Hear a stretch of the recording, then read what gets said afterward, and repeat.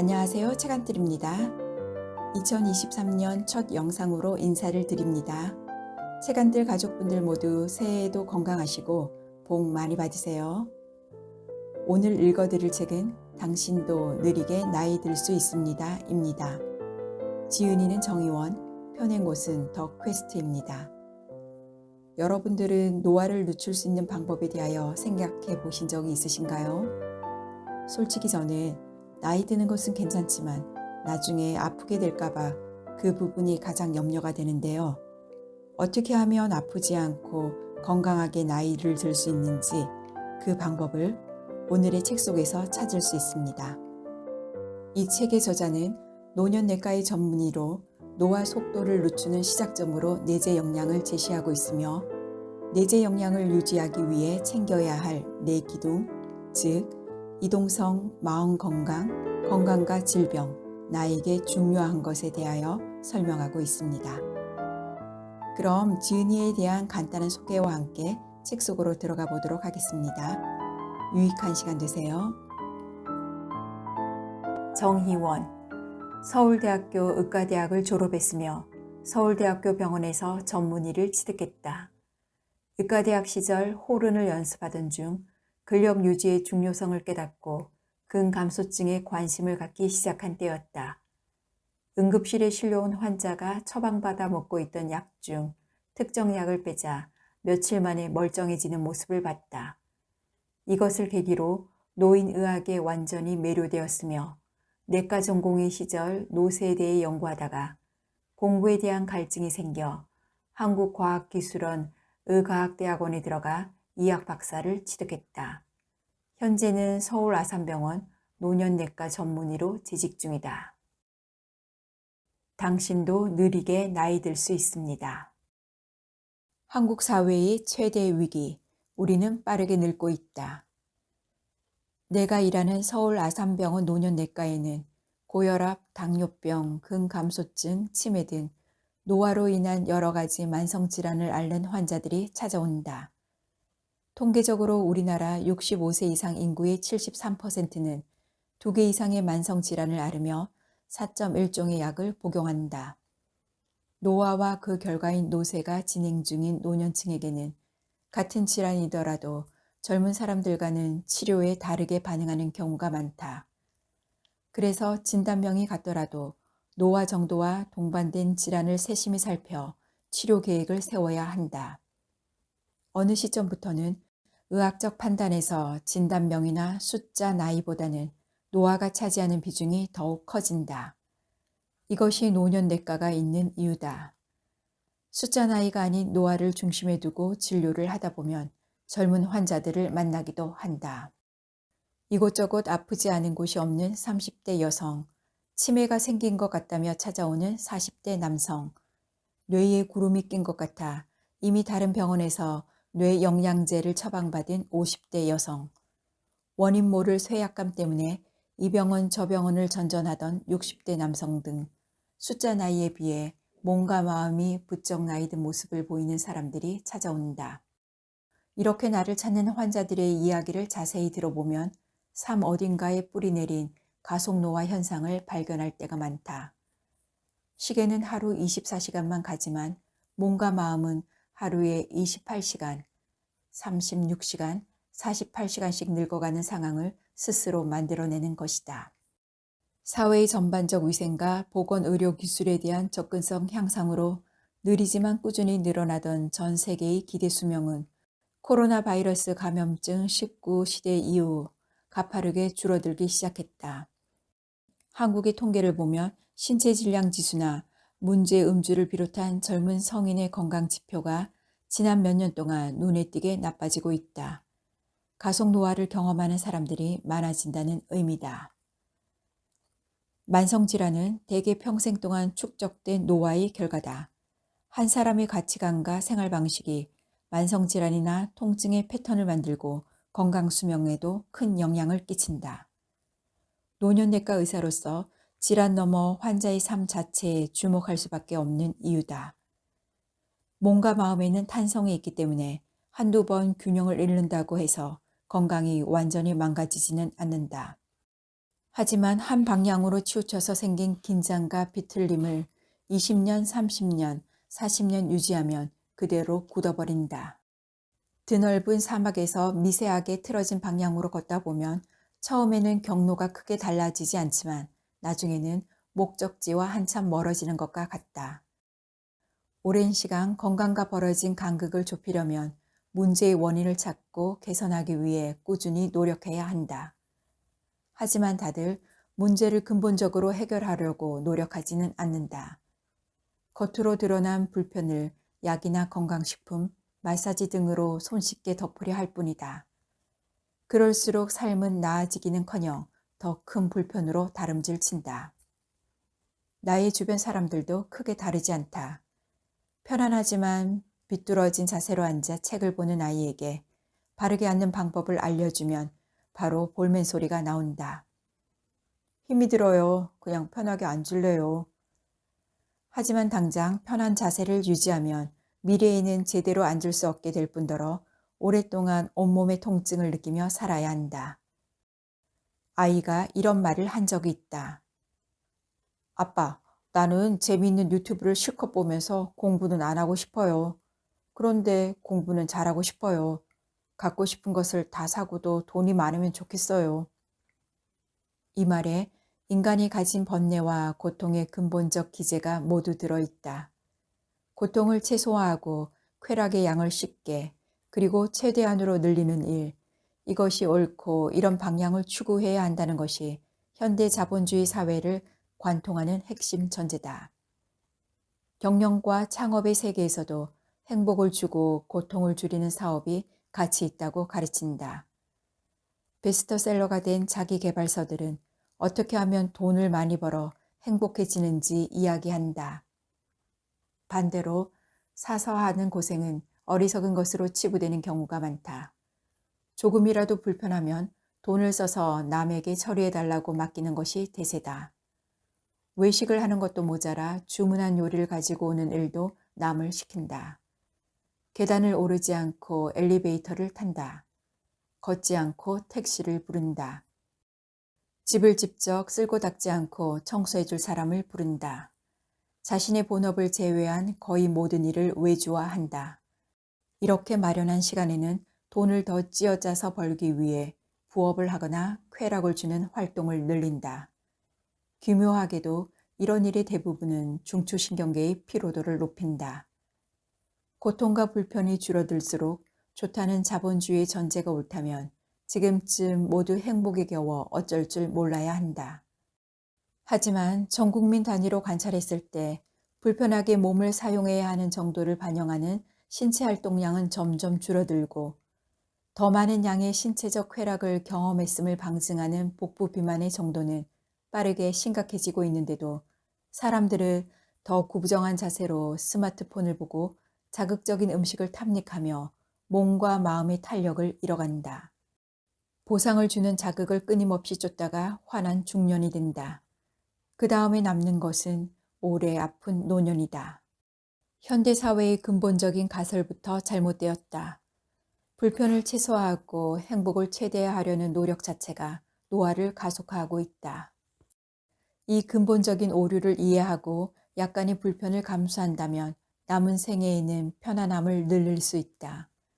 반대로 끝까지 이 오류가 만드는 악순환에서 벗어나지 못하면 아무것도 하지 않고 가만히 앉아 있을 수조차도 없는 극도의 번뇌 상태에 이르게 된다. 초대형 별장과 요트, 제트기를 보유한 신흥 재벌들의 마음에는 얼마나 번뇌와 고통이 많을까. 나 개인의 경험에 비추어 봐도 현대 자본주의 사회가 갖고 있으면 행복하다고 속삭이는 것들을 조차 물질적인 풍요를 얻어보았지만 번뇌는 줄어들지 않았다. 간과하면 안 되는 것은 악순환의 원인과 해결이 직접적인 1:1 관계가 아니라는 사실이다. 폭음을 지속해서 생긴 건강상의 문제는 당장 집에서 술을 치운다고 나아지지 않는다.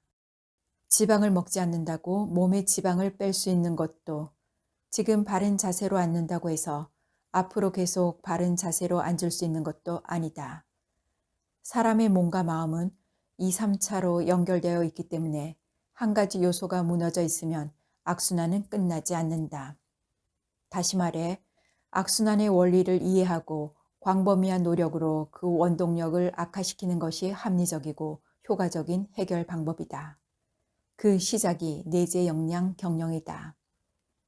내재 역량은 세계보건기구가 2015년에 제시한 개념으로 얼마나 건강하게 나이 들고 있는지를 나타내는 척도다. 내재 역량은 신체적, 정신적, 사회적인 기능 요소 모두를 종합적으로 점수화한다. 질병 유무, 혈압, 운동시간 등 가시적인 건강지표뿐만 아니라 적절한 휴식, 마음챙김, 인생의 목표와 자기 효능감 등 눈에 보이지 않는 변수를 모두 고려하는 것이다. 삶의 요소를 다면적으로 관리해야 건강한 나이 듦이 가능하기 때문이다. 내재 역량을 제대로 관리하지 못하면 생물학적 노화를 앞당기는 악순환, 곧 가속 노화 사이클을 불러일으킨다. 예를 들어 직장인의 머릿속이 중요한 업무 현안으로 가득 찰 때 몸에서는 스트레스 호르몬이 분비된다. 스트레스 호르몬은 단기적으로 중요한 일에 집중하게 도와준다. 하지만 스트레스 호르몬이 과잉 축적되면 수면의 질은 떨어지고 자극적인 음식과 술을 탐닉하게 되며 운동이나 명상, 독서 같은 휴식 활동은 줄어든다. 장기적으로는 집중력, 판단력 등 인지 기능이 낮아지니 더 긴 시간을 앉아서 일하는데도 업무의 성과는 떨어진다. 그 결과 또다시 더 늦게까지 일을 하고 머리를 비우는 시간을 줄인다. 이런 악순환이 이어지면서 몸은 여러 가지 만성질환을 앓기 시작한다. 가속 노화를 경험하는 것이다. 자본주의 사회는 사람들의 번뇌를 키우고 집중력과 돈과 건강을 흡수한다. 여기에 코로나19로 더 많은 사람이 더 빠르게 가속 노화 사이클을 만들며 고통을 겪고 있다. 내재 역량 경영은 현재 머릿속을 장악한 문제와 그로 인한 행동이 만드는 가속 노화 사이클을 자각하는 데서 시작한다.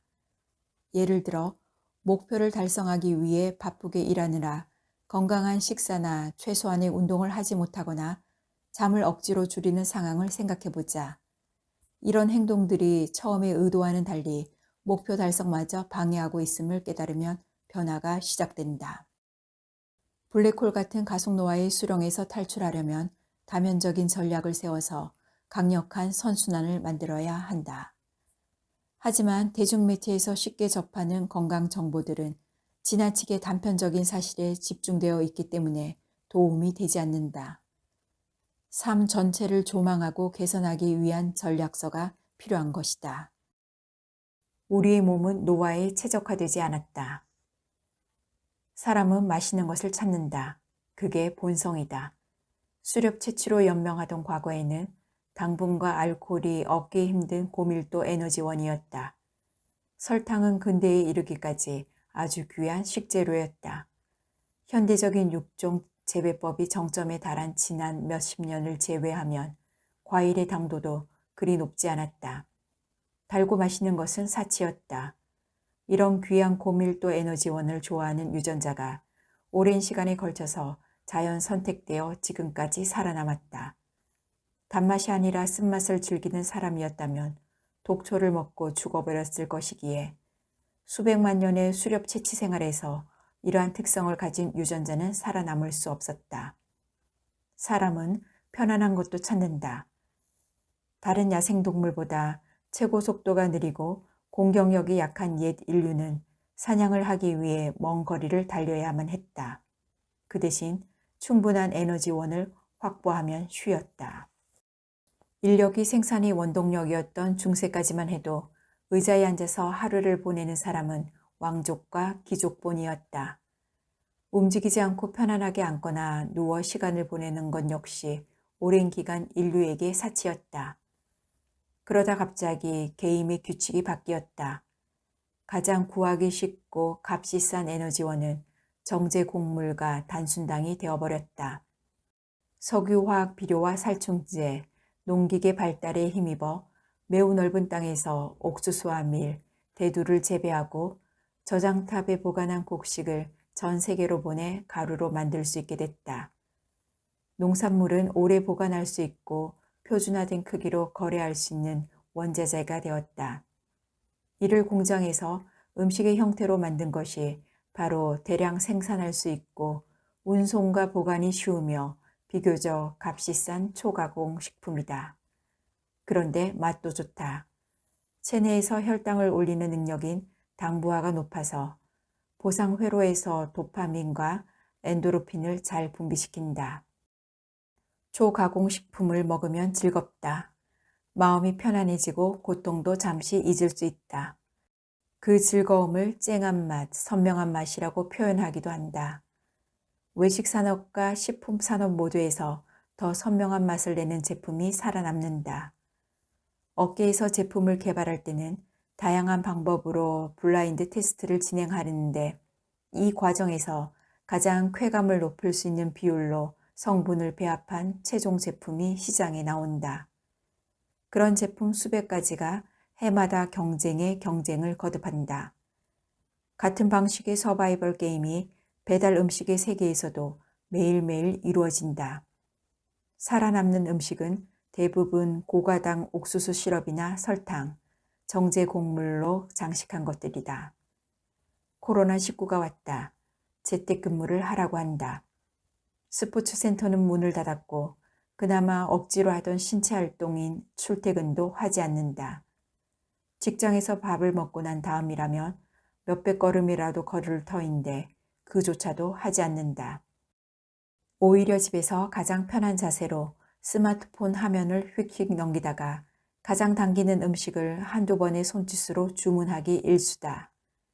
그 결과 혈당은 근육이 흡수할 수 있는 범위를 넘어서고 이 점선을 넘어선 모든 에너지는 뱃살로 간다. 인간 푸아그라가 되는 것이다. 자연스러운 식사, 혈당이 거의 오르지 않는 식사를 한다면 애초에 뱃살로 갈 초과 혈당이 거의 없는 것과 대비된다. 여기에 운동을 하지 않고 근육을 쓰지 않으면 그리밀의 가로 점선 높이는 더 낮아진다. 당처리 체계의 성능이 떨어져 똑같은 음식을 먹어도 혈당은 더 높아진다. 더 많은 에너지가 뱃살로 간다. 혈당이 높아지면 췌장을 쥐어짜 인슐린이 쏟아져 나온다. 잠도 쏟아진다. 이렇게 졸다 깨면 갑자기 당이 당긴다. 인슐린이 급히 혈당을 떨어뜨린 탓이다. 갑자기 떨어진 혈당은 스트레스 호르몬의 양대 산맥인 노르에피네프린과 코스티솔을 분비시킨다. 음식이 당겨 어쩔 줄 모른다. 온몸에 힘이 빠지면서 짜증이 난다. 그래서 달달한 간식을 찾는다. 이렇게 만들어진 뱃살과 지방간, 근내 지방에 있는 지방세포는 여러 가지 나쁜 호르몬을 만들며 염증 물질을 쏟아낸다. 특히 스트레스 호르몬과 염증 물질은 혈관을 손상시켜 혈압을 올리고 멀쩡한 근육 단백질을 녹여 혈당을 높일 뿐만 아니라 뇌로 가서 인지 기능을 떨어뜨린다. 인지 기능이 떨어지면 판단과 자제를 담당하는 전두엽의 또 다른 기능도 떨어진다. 자제력이 떨어지니 더 자극적인 것을 찾고 더 먹는다. 본능에 더 충실해진다. 운동 생각이 날 수가 없다. 운동을 하지 않으니 근육은 더 빠르게 녹고 배는 볼록해진다. 호르몬 이상도 더 과격해지고 염증 물질 또한 더 늘며 판단력과 집중력은 더 떨어진다. 실제로 우리가 먹는 것이 전두엽의 기능들에 영향을 준다는 과학적 증거가 최근 여러 분야에서 확인되고 있다. 집중력이 떨어지니 낮은 집중력으로도 볼 수 있는 유튜브나 틱톡 동영상을 뒤적이는 일이 잦아진다. 그러다가 좋아 보이는 물건이 있으면 빠른 배송을 약속하는 쇼핑 어플리케이션으로 주문한다. 나의 통증과 불편이 지름을 통해 나아지기를 기대하면서 코르티솔과 염증 물질 그리고 도파민 결핍의 쓰나미, 그로 인한 마음의 번뇌가 끊임없이 부추긴 결과다. 심지어 유튜브 동영상에서 제야의 고수나 금융 전문가로 가장한 치어리더들이 투자하라고 외치는 주식과 가상화폐를 사보기도 한다. 잘못된 투자로 더 큰 우울감, 회한, 스트레스가 생길 수 있다는 가능성은 생각하지 못한 채로 말이다. 이처럼 번뇌는 집중력과 판단력을 흐려 업무 효율과 자기 효능감을 떨어뜨리고 우울감을 심화하기도 한다. 이렇게 몸에 남은 화는 고스란히 가속 노화의 원동력이 되어 체내 노화 시계의 태엽을 빨리 감아버린다. 운동 습관만큼 든든한 노후 자산은 없다. 고강도 운동을 할 능력을 젊어서 갖춰놓으면 다음과 같은 장점이 더 있다. 숨이 가쁘고 땀이 뻘뻘 나게 운동하면 미토콘드리아의 생성을 돕고 복부 지방을 태우며 근육이 에너지를 더 효과적으로 처리할 능력을 갖추게 된다. 혈관이 탄성을 유지하며 뇌와 근육에서는 뇌세포의 회복을 촉진하고 노화 속도를 늦추는 유익한 호르몬들을 만들어낸다. 중추신경계의 여러 회로도 불꽃처럼 커지는데 이는 그 자체로 부작용이 없는 항우울제이자 진통제로서 효과가 있다. 고강도 운동을 하는 동안 이메일이나 스마트폰 알림 같은 외부 자극에서 잠시 벗어나 몸의 감각과 호흡에 집중하면 그 자체로 마음 챙김이 된다. 이러한 여러 효과를 반영하듯 일상에서도 격렬하게 운동하는 선수들은 기억력, 집중력을 포함해 전반적 인지 기능이 훨씬 잘 보존되어 있다. 이런 증거들을 종합하면 고강도 운동을 꾸준히 하는 습관은 부작용이 별로 없는 치매 예방약을 평생 복용하는 것과 마찬가지다. 이러한 신체 기능 자산을 쌓으려면 가능한 한 젊을 때 운동 능력을 키워놓아야 한다. 이상 소견이 쌓여 여러 가지 만성질환이 발생하면 질환과 복용하는 약들 때문에 상당히 제한된 운동밖에 할 수 없다. 노화가 진행되면서 호르몬의 변화, 대사체계의 변화, 신경계통의 변화가 일어나기 때문에 같은 강도로 운동하더라도 그것이 기량 향상이나 근육량 증가로 이어지는 폭이 줄어든다. 또한 근골격계 노화가 어느 정도 진행되면 관절의 가동 범위가 제한되며 유연성이 떨어져 운동을 하면서 발생할 수 있는 잠재적 부상은 더욱 커진다. 여러 제약이 있어도 노년기에 운동을 처음 시작해서 전문 운동가에 준하는 기량을 얻게 되는 사람들이 있다. 하지만 언어나 악기를 배울 수 있는 능력이 어릴 때 현저히 높은 것처럼 이동성 도메인의 기능을 강화하려면 일찍부터 신경 써야 한다. 이동성 도메인의 역량을 키우는데 시간을 아껴서는 안 된다는 말이다. 바빠서 운동을 하지 못한다고 말하는 것은 스스로의 미래를 적극적으로 파괴하고 있다고 광고하는 것임을 자각해야 한다.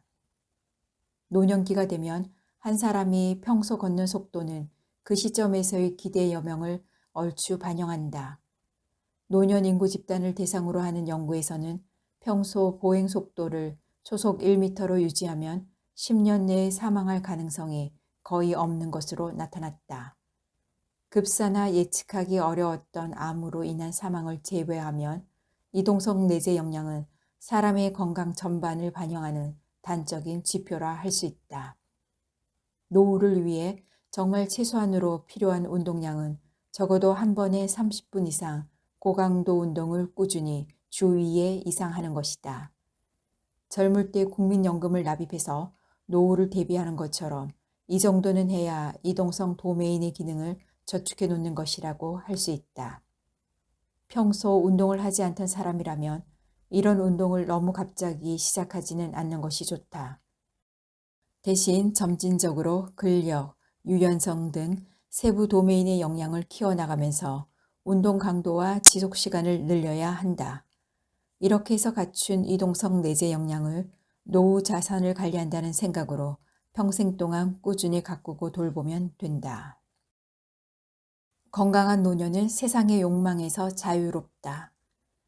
분석 심리학의 창시자 카를 구스타프 융은 자아를 세상이나 타인과 분리된 것으로 인식하는 의식의 개념으로 설명했다. 자아는 자기에 소속되지만 자기와는 구별되는 개념이다. 자기는 개인의 영혼을 의미하는데 의식하는 것과 의식하지 못하는 것 모두를 포함한다. 융이 제시한 자기의 개념을 개인의 신체, 정신활동을 포괄하는 것으로 확장한다면 자기는 곧 포엠 모두를 의미한다. 이 자기에서 극히 일부를 차지하는 자아는 지각, 기억, 생각, 감정으로 구성되어 있는데 나라는 인격이 어제와 같다고 느낄 수 있는 틀이다.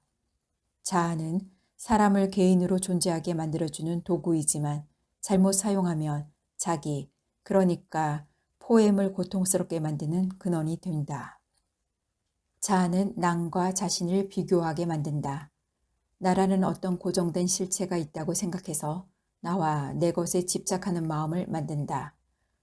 이 마음에서 불교가 인간의 고통을 만드는 세 가지 근원으로 꼽는 탐욕, 분노, 어리석음의 삼독이 나온다. 삼독의 악순환은 자아의 욕심이 채워줄 수 있다고 오해하는 어리석음에서 시작된다. 뇌의 보상회로가 가진 생물학적 특성을 자각하지 못하고 구멍이 점점 커지는 밑빠진 독에 물을 가득 채우겠다고 마음먹는 것이다. 이러한 어리석음이 밑빠진 독에 쏟아 넣을 수 있는 모든 것에 대한 탐욕을 만들어낸다. 돈, 음식, 술, 마약, 물건, 성적 쾌락, 인기와 명성 등 도파민을 분비시키는 온갖 것들을 갈구한다. 이 과정에서 뜻대로 되지 않거나 인위적으로 잠깐 늘어났던 도파민 분비가 다시 줄어들기 시작하면 노르에피네프린과 코스티솔이 만들어내는 분노가 타오른다. 관련된 연구들에서는 이렇게 도파민에 중독되는 현상이 전두엽 기능을 포함한 인지 기능을 떨어뜨린다는 결과를 보인다. 판단력이 더 나빠지며 더 어리석은 삶을 살아가게 되는 삼독의 악순환이다.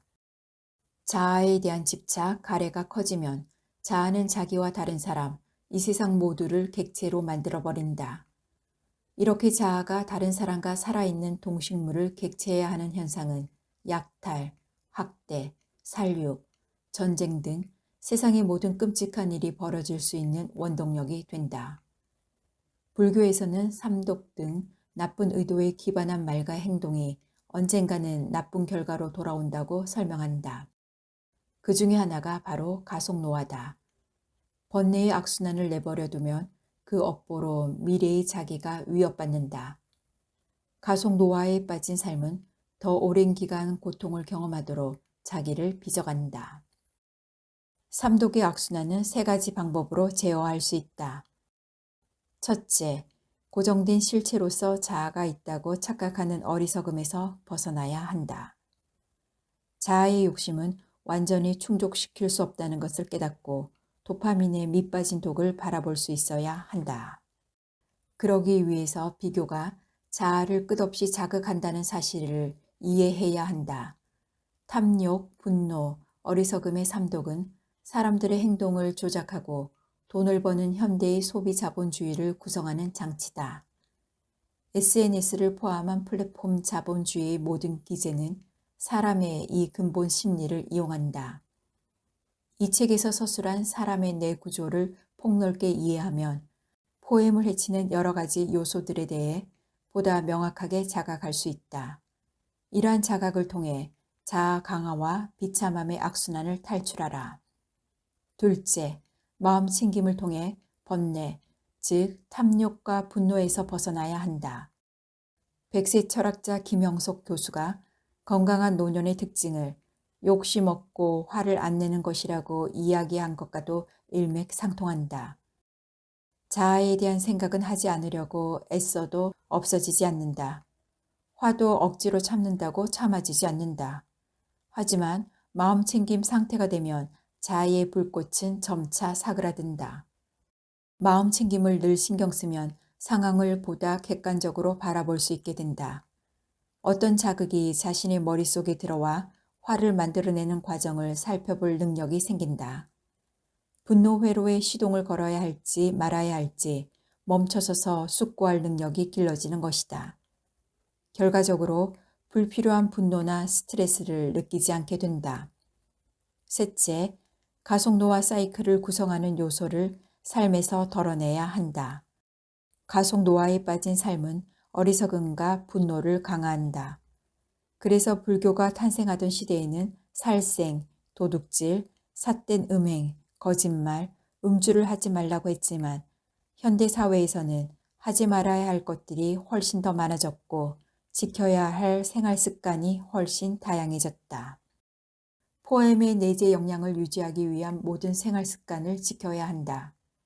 번뇌의 씨앗이 혹여나 산불을 만들더라도 이런 삶의 방식을 굳건히 하면 적어도 그 산불이 마을의 집을 태워버리는 것은 막을 수 있다.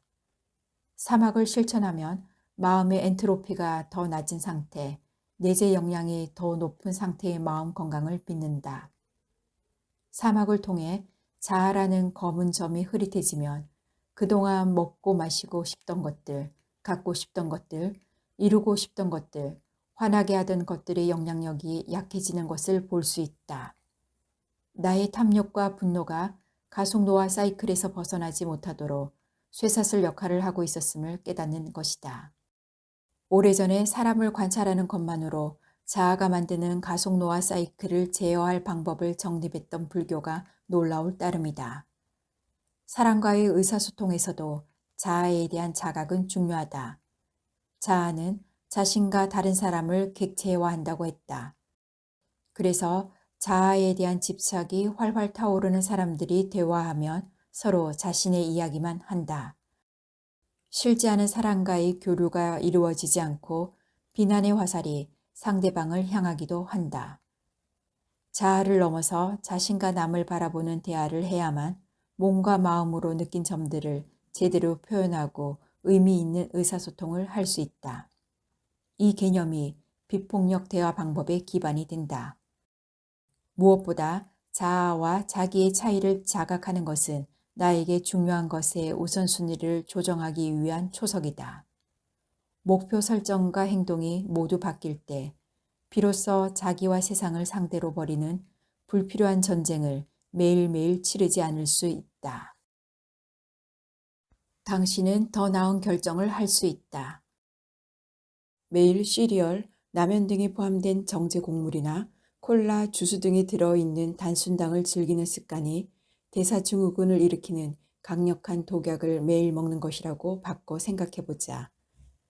매일 반주로 와인 반병을 마시는 것은 강력한 머리 나빠지는 약을 먹는 것이라고 바꿔 생각해보자. 일을 더 많이 하려고 잠을 2시간 줄이는 것도 와인 반병을 매일 마시는 것과 비슷한 해악이 있고 잠을 2시간 줄인 채로 술까지 마시면 2가지 해악을 곱한 효과가 있음을 주지하자. 이렇게 개인의 생애, 질병, 노화를 전체적으로 보면서 생활 습관의 위력을 이해하는 관점을 훈련하다 보면 대중의 심리를 이용해서 이익을 보려는 사람들의 이야기에 혹해 의사결정을 잘못하는 경우를 조금은 예방할 수 있다. 사람의 노화와 질병, 장애는 거대한 욕조에 비유할 수 있다. 세계의 수도꼭지로 쏟아져 나온 물이 일정한 높이에 도달하면 유의미한 내재 역량 부족 현상이 나타나고 독립적인 일상생활을 유지하기 어려워진다. 안타깝게도 이 욕조에 물이 빠져나가는 구멍은 없다. 물이 흘러 넘치지 않게 할 수 있는 방법은 2가지다. 바로 욕조의 밑면적을 넓히는 것, 즉 젊어서부터 내재 역량을 강화해 놓는 것과 3번째 수도꼭지의 유량을 가능한 한 줄이는 것이다.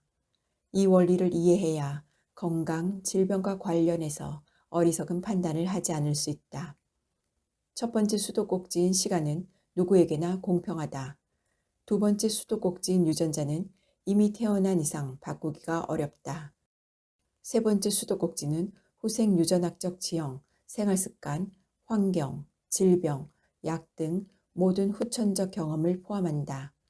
후생 유전학적 지형이란 유전자 발현을 조절하는 유전체의 주변 환경을 의미하는데 개체와 환경의 상호작용을 통해 끊임없이 변화한다. 쉽게 말해서 꾸준히 노력하면 유전자의 발현 정도나 시기를 변화시킬 수도 있다는 뜻으로 팔자도 어느 정도 고쳐볼 수 있다. 단, 3번째 수도꼭지가 일정 정도 열려서 유량이 많아지면 점점 잠그기 어려워진다. 일단 구멍이 생긴 땜은 점점 붕괴에 취약해지는 것과 마찬가지다. 세포, 조직, 장기 체계에 고장이 많이 나기 시작하면 양성 되먹임을 일으켜 노화의 생물학적 핵심 특징들이 더 빨리 발현되도록 만든다. 노화에는 복리의자 같은 특성이 있는 것이다. 근거가 불명확한 건강 정보를 바탕으로 구매나 행동을 결정하는 수많은 단계마다 주의가 필요하다. 무엇보다 인간의 심리적 특성을 이해하고 건강 정보 이면에 어떤 기전이 있는지를 공부해야 한다. 그래야 건강과 행복을 미끼로 지갑에서 돈을 꺼내가려는 사람들의 속임수를 간파할 수 있다. 남들이 좋다고 이야기하는 것들이 임상적으로 검증되었는지도 확인해야 한다. 상업적으로 판매되는 대부분의 건강보조제는 현재 젊고 건강한 사람들에게는 효과가 없을 가능성이 높고, 설령 효과가 있더라도 생활 습관을 바로잡아서 얻는 효과의 1%에도 못 미칠 것이다. 돈 내고 맞는 비싼 주사나 다양한 요법들도 마찬가지다.